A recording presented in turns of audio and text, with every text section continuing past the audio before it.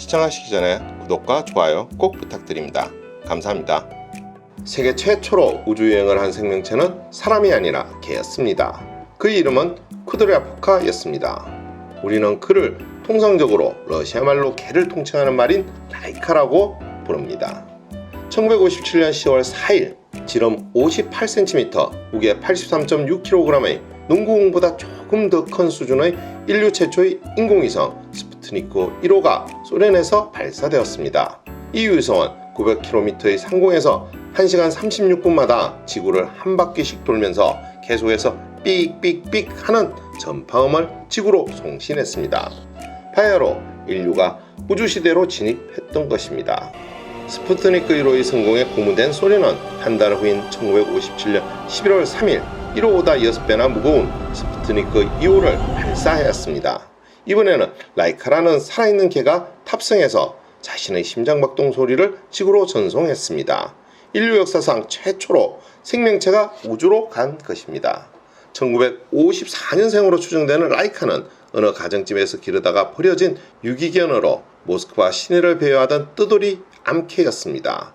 이 개를 항공의학연구소 연구원들이 연구소로 데려와 알비나 무슈카라 불리는 다른 개들과 함께 우주견으로 수개월간 훈련을 시켰습니다. 라이카는 다른 개들에 비해 보다 영리했고 침착하고 온순했기에 최종적으로 우주견으로 선택되고 결국 1957년 11월 3일 스푸트니크 2호에 실려 우주로 올라간 것입니다. 소련 정부는 라이카에게 산소를 공급하고 이산화탄소를 소구하는 생명 유지 장치와 먹이 공급 장치를 인공위성에 장착했다고 밝혔습니다. 하지만 라이카를 위한 기환 조치에 대해서는 구체적으로 밝히지 않았습니다. 그리고 발사 6회째 라이카는 산소가 바닥나 숨졌다고 소련 당국은 발표합니다. 이후 라이카는 미소 냉전 시기에 미국보다 앞선 사회주의의 우주과학 기술을 상징하게 되었습니다. 우주시대의 개척을 위해 동물을 이용한 것은 라이카 이전에도 있었고 그 동물은 바로 인간과 유전자가 가장 흡사하다는 원숭이였습니다. 미국이 1948년 V2 로켓에 원숭이 알버트를 실어 보낸 것이었습니다. 그러나 원숭이는 곧 질식사했고 그 뒤 몇 마리의 원숭이를 다시 쏘아 올렸지만 그 큰 성과는 올리지 못했습니다. 그러면 세계 최초로 우주여행을 했다는 라이카는 우주에서 6일 동안 생존했다는 것은 사실일까요?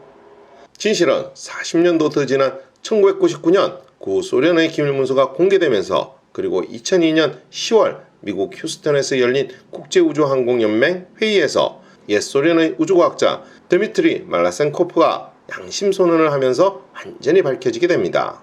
실제 스푸트니크 2호에는 라이카를 지구에 귀환시키기 위한 어떤 조치도 고려되지 않았으며 알려진 바와 달리 라이카는 고온과 스트레스로 인해 최대 7시간밖에 생존하지 못했습니다. 라이카가 본 푸른 지구는 불과 몇 시간밖에 되지 않았던 것입니다. 그리고 스푸트니크 2호는 발사 5달 후인 1958년 4월 14일 폭발해 사라졌습니다. 이와는 달리 우주여행을 무사히 마치고 지구로 귀환한 동물이 있었으니 이들이 바로 우주 원숭이 에이블과 베이크입니다. 원숭이란 말에 눈치를 채셨을 텐데 이는 미국 나사가 이룩한 쾌거였습니다. 1959년 5월 29일 미국 나사의 주피터 IRBM AM-18 로켓에 실려 580km의 고도까지 올라갔던 원숭이 2마리가 장장 1930km의 우주여행을 마치고 태서양에서 살아있는 채로 구조됐습니다.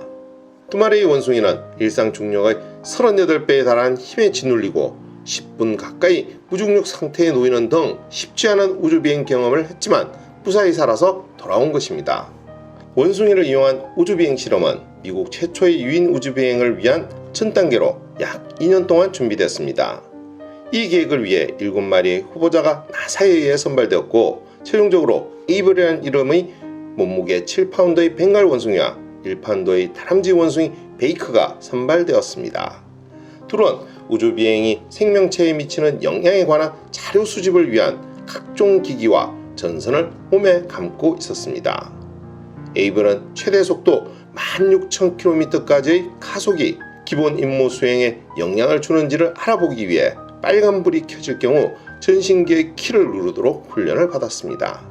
하지만 에이블은 귀환 후 얼마 지나지 않은 6월 2일에 감염된 정극을 제거하는 수술을 받다가 숨졌습니다. 베이컨은 1984년까지 미국의 한 우주 관련 시설에서 살았습니다. 오늘의 이야기는 여기까지입니다. 더 좋은 이야기로 찾아뵐 수 있도록 구독과 좋아요 꼭 부탁드립니다. 알림 설정도 잊지 마시고요. 감사합니다.